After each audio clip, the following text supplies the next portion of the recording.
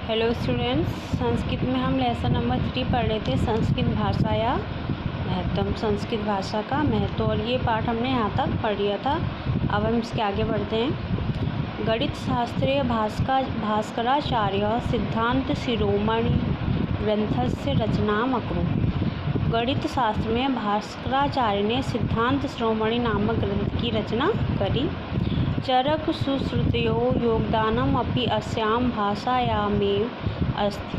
चरक सुश्रुत का योगदान भी इस भाषा में ही है। महर्षि वाल्मीकि न रचितं रामायण महाकाव्यम, वेदव्यास विरचितं महाभारत महाकाव्यम च संस्कृते एव स्तः।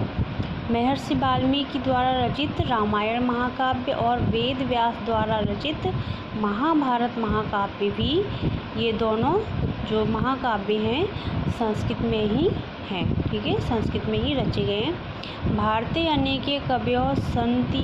भारत के अनेक कवि हैं तथा जैसे भास भासः भास, कालिदासः कालिदास, बाणभट्टः बाणभट्ट, हर्षः हर्ष, भवभूति भवभूति, दंडी भारवी, माघः माघ, शूद्रकः शूद्रक, जयदेवः जयदेव, विष्णु शर्मा प्रभृतयः।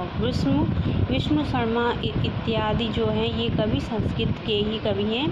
ये नाटकानि काव्यानि महाकाव्यानि तथा गाथा पुस्तकानि संस्कृत भाषायाम अलिखन्।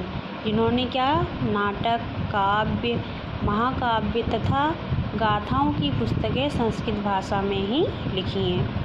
आगे देखिए, भारत सर्वकारस्य राजचिह्ने प्रयुक्ता सूक्ति सत्यमेव जयते सर्वे जानन्ति। भारत सरकार के राज्य चिन्ह पर जो प्रयुक्त सूक्ति है सत्यमेव जयते, इसको सभी जानते हैं, जो संस्कृत में ही लिखी गई है।